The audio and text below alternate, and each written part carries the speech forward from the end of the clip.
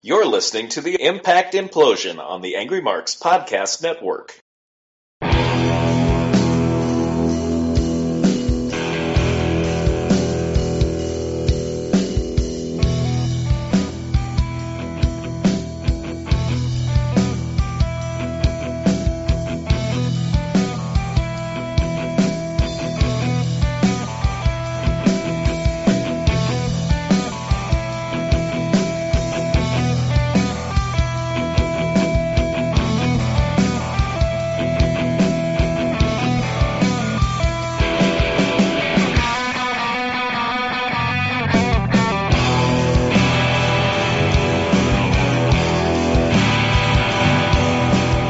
It is January 30th, 2015. When you are listening to this, it'll be the 31st. It is another episode of the Impact Implosion. My name, as always, is Seth Draken, and Mike Bolin is also here. I am here!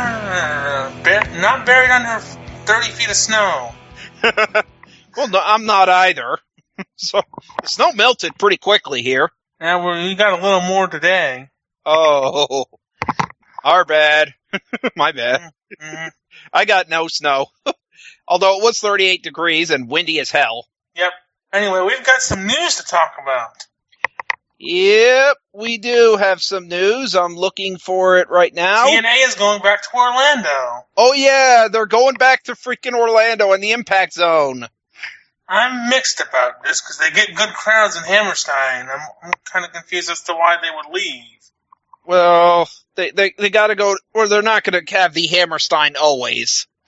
The Hammerstein's probably booked for other stuff. So, also, I wonder if they're going to use the Aggro Crag. Spoiler, no.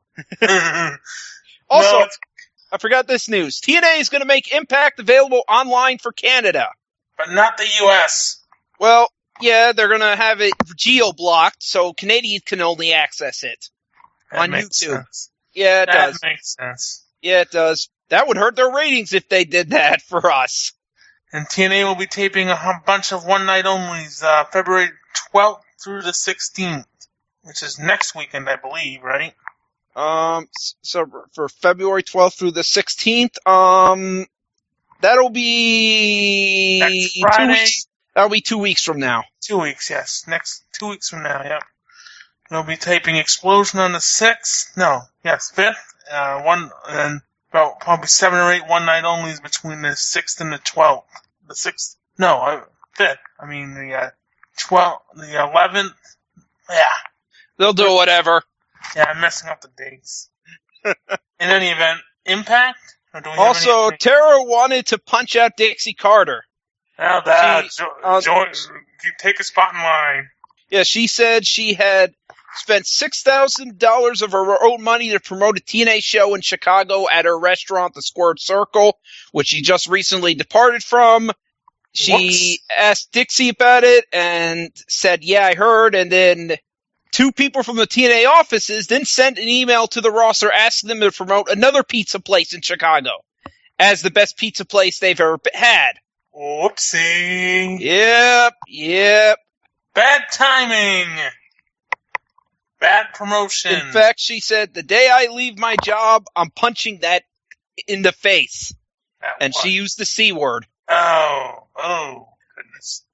TNA will be having a one-night-only next week. And guess what Bruce Pritchard said?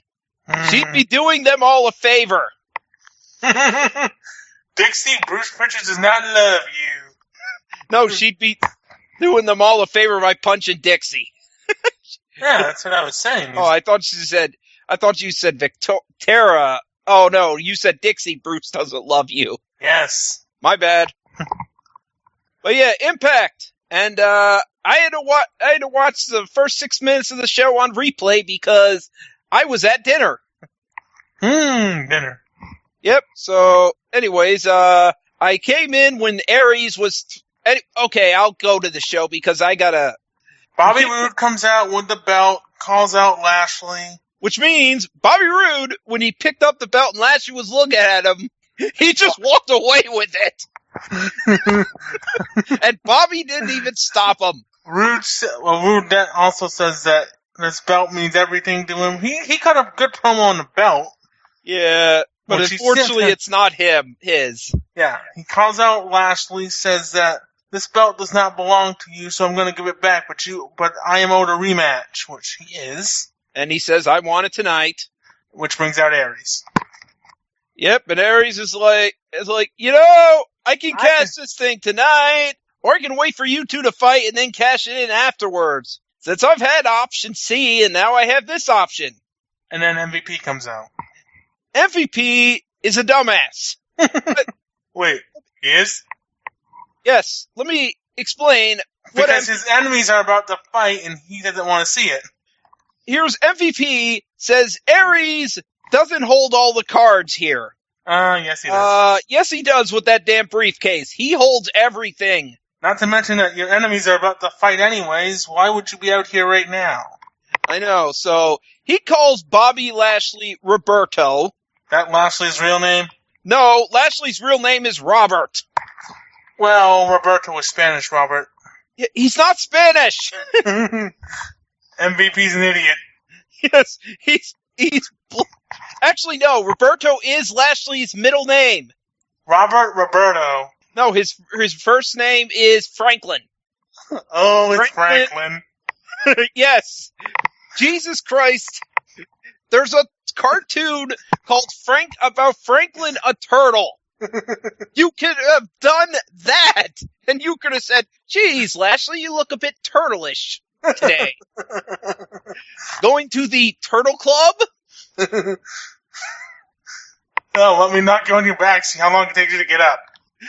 Yes. Seriously. You are calling him, but you go for Roberto. You don't go for Franklin. Franklin. Hey, Franklin. Hey, Frankie. Franklin. So, Lashley says... part of the name that actually sounds intimidating. Yeah. So, he still says the belt belongs to BDC, and he understands that his feelings were hurt. He understands his feelings were hurt when they beat his butt. Beat his ass. So, Lashley tells Aries to save his briefcase for another time, because he's going to fight all three of them tonight. And Lashley's really good when he only has to say a few words. That was me face-palming. You have one of these guys with a briefcase, and you're going to face all three of them tonight. It's not a situation like Lashley where he had to face Seth Rollins because he was given a title. Lesnar. It's like Lesnar where he had to face Seth Rollins because the authority put him in. This is a situation. By the way, Royal Rumble, fuck you. Royal Rumble. Second year in a row. Yep.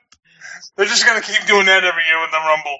Yep, they are. So, after a commercial break, and let me see if I made fun of any commercials. No, I didn't, so... Damn it. No, I didn't make fun of any ghost commercial. The commercial about the ghost house. Kurt Angle has been being able to fight, has brought out the American spirit into him, and next week at Lockdown, it's Kurt Angle's team versus the BDC, and by the end of the night, he will have his team assembled. Lockdown is live and free. Yay. Yep.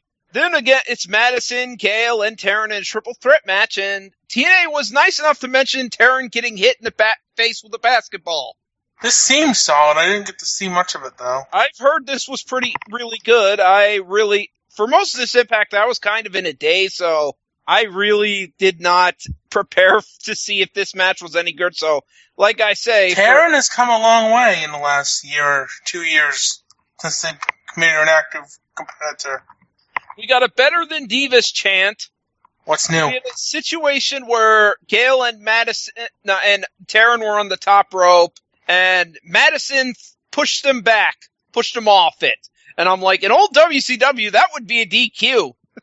Yes, a stipulation that stayed in for like 5 years after Watts left. Yep. And Taz says, you will not be able to find females this physical. And I'm Actually, technically, no, that wouldn't be a DQ because they didn't go over the ropes. They went off the ropes. Well, they went off the top ropes. Yes, they did. Yeah, but it didn't go over. The DQ was over the top, not off. Okay. So, anyway, Tez said, you can't find any females this physical, and I am like, yeah, you can. In MMA and Shine or Shimmer. Ronda Rousey. Yeah, Ronda Rousey beat these knockouts whole. Unless Anyways, she faced Awesome Kong, I'd like to see that. we got a better than Divas chant, and then we got a we want puppies chant. And Contradictory! I was like, crowd, you wanting puppies is why the Divas division is in the shitter. So Taryn retains her belt with an RKO. Yep. No surprise here. Next, Magnus says he's going to talk to Bram in a bar. this could not possibly go wrong. The peace talks over a pint. And then oh dear God, Tommy Dreamer is here. For no reason. They've dusted off Tommy Dreamer, and he says 25 years people have watched him, and without them, there'd be no Tommy Dreamer. So he's never lied to them and never will, and calls out Eric Young. Except when you retired from WWE and ended up in TNA like 6 months later. Yes, Dreamer. Go away. Dreamer. And Young tells him to stay out of his business, and Dreamer's like, you were the first person to offer your hand to me, and then second was rude. And he does this whole spiel that he does every time he comes out here to the heel, trying to turn the face. And it doesn't work. And Why bother? And the same thing happens. He gets beat up for his troubles. He gets a pile driver. Feels just like a pile driver. By the way, I missed Spud being a failure as a tour guide with his Mark Andrews. We'll get to that later. Where's the White House? Yeah. You're in the wrong state, buddy. I know. So, I am seriously like, oh God, Dreamer's doing the same shtick again, and is probably going to get the same response in another beatdown. And then I was like, hey Dreamer, there's an old saying about a psycho is someone who's doing the same thing, expecting a different result. You are that guy. And then EY's like, oh no, I didn't burn my bridge with Bobby Roode. I want to blow it up. So I'm like, go back to the old West, EY. Canadian terrorist. So, Dreamer, friends don't need, and he's like, you never did ask Bobby Roode for your title rematch. And I'm like, hey, logic. And I'm like, Dreamer, friends don't need to ask their true friends for title shots. They get them. Or anything for that matter. Yeah, they get them. No questions asked. EY pile drives Dreamer. What did he expect? And he goes for a chair, and here comes Bobby Roode. Yep. So, backstage, Angle is recruiting members for his team. And he recruits Gunner. Yep, and you want to know how he recruits Gunner? Slaps him in the face. That's the Gunner I want. See, the one I just slapped in the face for no reason. And Gunner's like, I'm on your team. Yeah, I'm on the team of the man who just slapped me in the face. Yeah, Gunner By logic. the way, Hardys are promoting their tag title shot against the Revolution. And I'm like, bad commercials already showed Jeff hurting himself in that show. And by the way, it's like 2 months ago we won this shot. Yeah, and then a month ago, just 3 weeks ago, you won the shot again by beating the Wolves. Yep, and by the way, there was a commercial of Lockdown talking about this match where you see Jeff Hardy fall on that stairs. Because nobody's seen it already. 4 or 5 times in a row. Because nobody's seen it already. I know. So then we have Bram is still mad at Magnus for screwing him, and Magnus wants Bram to be his partner. He even shows him pics of his kid that he got from Mickey James. Because Bram asked to see him. I got a son now, man. I need this job. I got a son. I got a family to feed. So he's like, okay, everything's cool. And then he attacks him. Then he attacks him because he lied, and Eddie Guerrero would approve of that. So then we have a brawl backstage with Monsters Jeff Ball. as Monsters Ball begins. This was fun. I didn't really pay attention. You want to know why I didn't pay attention? Because Abyss and Jeff Hardy have had this match 10 times already. And Jeff wins. No surprise, really. Jeff wins But again. we also get the Wolves and the Revolution running in towards the end of it. Oh, that's the only new thing. A freaking swerve. A freaking run-in. Yep. So, basically nothing at all. Nothing. It's an Abyss match. They're all the same. Yes, I got a Puppy Bowl 11 commercial, which I am most definitely watching. Puppy Bowl 11. And Jeff Hardy was backstage with Matt talking about how I really did feel like this was my last match in TNA with Abyss at times. And I was like, funny you said that, Jeff.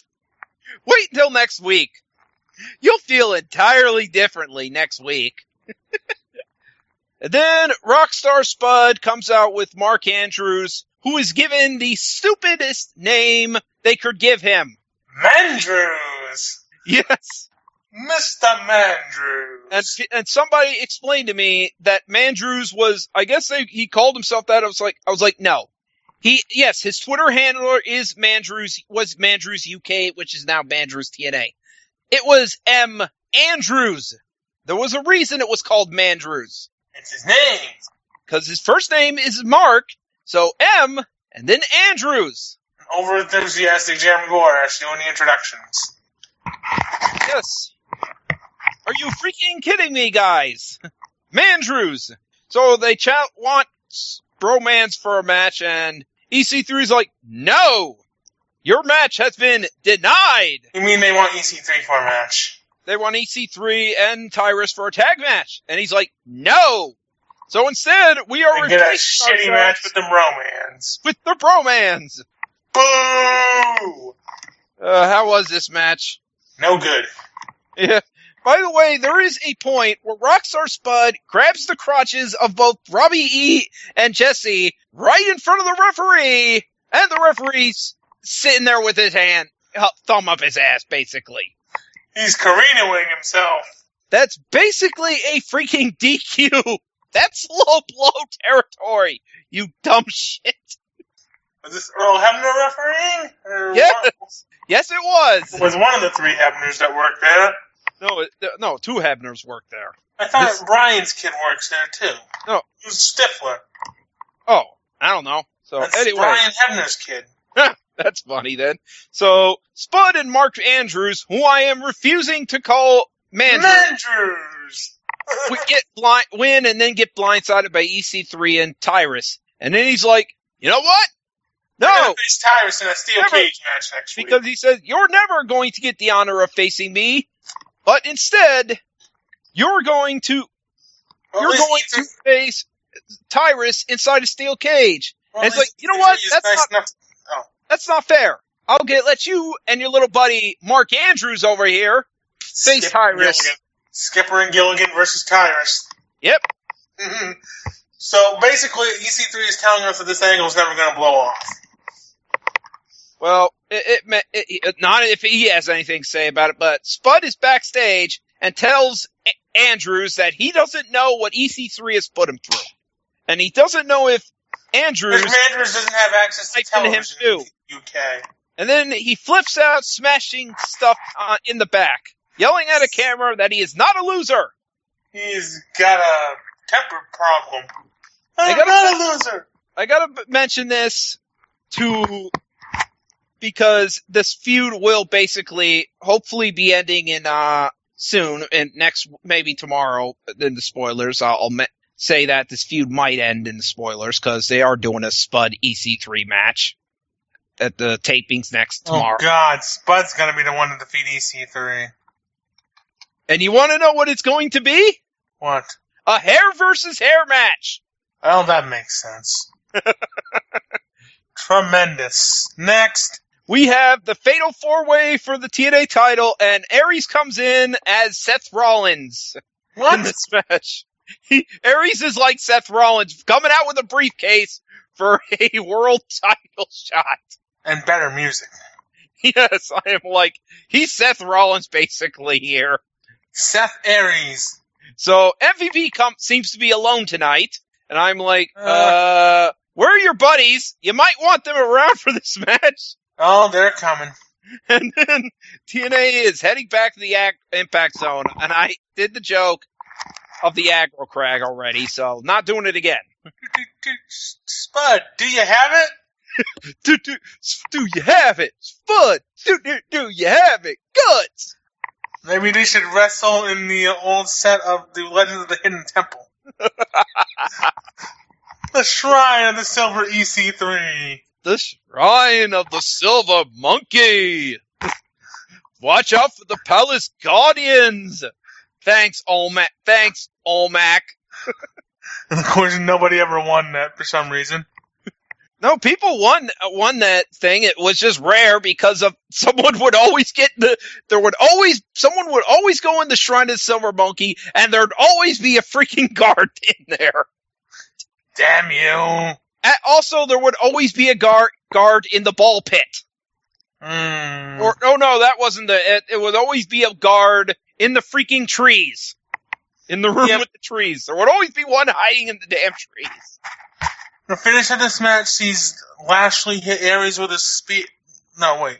No, here we had EY beating up Rude, taking him out of the match. Yep. Aries did a nice counter to a spear for a last chancery, which MVP interrupted. Yep. Aries is about to go for outside the ring for suicide dive, tope. And Lashley intercepts him with a spear and retains. Yep, Aries was Rollins. Taking the pin. And not in. So here comes EDC. Yep. Kind of freaking late with this attack. You know? Your buddy lost already. So congratulations, dummies. So then Angle and Gunner come make the save so they can start a recruiting trip. And Aries Rude challenges Young to Lockdown next week, and Young does the best acting like he's going to freaking kill his friend. Both are saying they're going to have the other's blood. And then Aries wants to be on Team Angle, and Angle is more than happy to let him in. Don't you take the microphone from me again. And he's like, okay, I'm sorry. And tries it again, and Angle just wagged a finger at him. What did I just tell you? No, and then he's like, okay, I understand. I'm not going to say that anymore. Because Aries will do it. Yeah. Don't tell him to not do anything. He will do it. And then we had Angle wanting the world champion Lashley because, you could settle your thing with the BDC. And Lashley's like, I'm not on your team, MVP, and I'm not on your team's Angle. I'm a man on an island. I'm just gonna walk alone. I walk alone inside this pit of danger. Human bodies. So, yeah, that was the end of Impact. And I've heard a lot of people say it was good. I can't really grade this one because I really was half paying attention. Could have been better. Yeah. Especially what do you building grade? the lockdown next week. Probably a C-. Yeah, I was thinking that too. But I really can't grade it because I was half paying attention. I'll be the first person to admit that I can't grade this one. Yep. So, next week is Lockdown, and apparently TNA has actually been promoting their impacts on WWE television during Raw. Because they want people to watch. And guess what WWE has been promoting on Impact television? Their stupid free video game. Which apparently Jamie Noble and Joey Mercury can't figure out how to play. I know. Jesus Christ. Does this work on a cell phone? Yeah. Well, depends on the cell phone. Won't work on my cell phone. My cell phone's too small. So small. Yeah. So, yeah, that was Impact. Do you have anything to sell? I won't be here next Friday because I will be at IWE next Friday for their King of New England Battle Royal, as well as other things on the card. And then on Saturday night, they are going to be in South Portland at Thatcher's in a boiler room for some reason. And they will have Ace Guerrero against Tyler Graves and Inkton Awesome against Blade Bandit and Flash Nick McKenna, plus more. And that's all I have for this week. What about you? This tomorrow will be the induction and basically my review of how crappy WWE Films Leprechaun Origin is. Ha-ha! Did you see that they crowned the Gooker Award this week? Yeah, it's a tie. It's a tie. Bellas. The Bellas and as well as Vince McMahon's brass ring talk. So it was a tie for the Gooker for the first time ever. I've already done a tie at the Geno Award, which was, I think, Thanksgiving and, what was the other one? Oh, yeah, New Moon. New Moon, is that? Twilight. Twilight, yeah. That's what I was thinking. Yes. They were showing one of those movies on, like, ABC Family. I almost watched it this afternoon. Thankfully, it has been the only Twilight movie I've had to review so far. Yeah. Well, Next, I've actually watched the first one. Well, I actually watched the first one, and I didn't find the first Twilight that bad, so I might be in the minority on that one. I didn't find it great. Don't get me wrong. It wasn't great, but it wasn't bad. It wasn't terrible. But, yeah, also, it is the last day to decide what my February induction will be. And if I'm looking at it right now, it looks like Batman Forever is going to win. Oh, yay! Is that Val Kilmer? Yes, that is. The worst Batman ever.